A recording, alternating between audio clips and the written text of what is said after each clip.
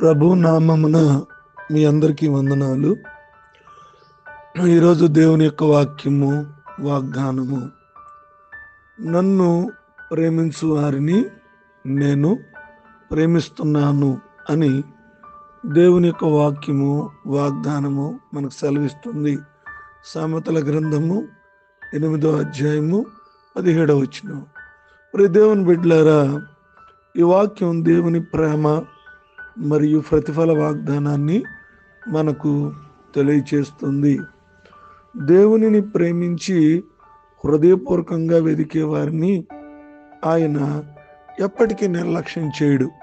మనం ఎంతగా ప్రేమిస్తామో, ఎంతగా ఆయన సన్నిధానంలో హృదయపూర్వకంగా ఉంటామో, దేవుడు మన ప్రేమను ఎరిగి ఉన్నాడు కాబట్టి మనం ఎప్పుడూ నిర్లక్ష్యం చేయడు. మనం ఆయనను శ్రద్ధగా వెదికితే ఆయన మనకు తన్ను తాను కనబరుచుకుంటాడు, వెల్లడి పరుచుకుంటాడు. ప్రియ దేవుని బిడ్డలారా, దేవుని సమీపంగా మనం ఉన్నప్పుడు జ్ఞానము, ఆశీర్వాదము మనకు ఖచ్చితంగా లభిస్తుంది. దేవుడు మనకిస్తాడు. నన్ను ప్రేమిస్తే, నన్ను వెతికితే నేను తప్పక కనుగొనబడతాను. నా ప్రేమతో, నా సన్నిధితో నిన్ను నింపుతాను అని ప్రభు చెబుతున్నాడు. కాబట్టి మనం ప్రేమించగలిగితే దేవుడు మనల్ని ప్రేమిస్తాడు, మన సమస్యలను పరిష్కరిస్తాడు. దేవుని ప్రేమించి తద్వారా దేవుని ఆశీర్వాదాలు పొందుకున్నాం. కొద్ది మాటలు దేవుడు మన వెనుకల్లో ఫలించును గాక. ఆమేన్. తల్లో ఉంచుకుందాం, కళ్ళు మూసుకుందాం. ప్రేమ నమ్మకం కలిగిన తండ్రి, మీ నామానికి వందనాలు.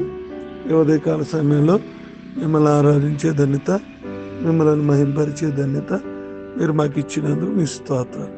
మరొక శ్రేష్టమైన దినాన్ని మా జీవితంలో మీరు దయచేశారు. అందుని బట్టి మిమ్మల్ని స్తుతిస్తూ, మహింపరుస్తూ ప్రార్థన చేస్తాం. ఈ దినము మాకున్న అవసరతలన్నీ తీర్చమని ప్రార్థన, విజ్ఞాపన చేస్తూ ఉన్నాం. అయ్యా, మీరు వాక్యం ద్వారా మాతో మాట్లాడారు. నన్ను ప్రేమిస్తే నేను వారిని ప్రేమిస్తానన్నారు. మేము పరిపూర్ణంగా ఈ లోకంలో దేనిని ప్రేమించకుండా మిమ్మలను ప్రేమించి కృప మాకు దయచేయండి. ఈ దినమంతా కూడా కాచి కాపాడండి. వివాహ దినాలు, పుట్టినరోజులు, అనారోగ్యాలు, ఆర్థిక సమస్యలు ఉంటే విడిపించండి. ఈ దినమంతా కూడా కాచి కాపాడండి. ఈ దినదీవులతో మమ్మల్ని నింపండి.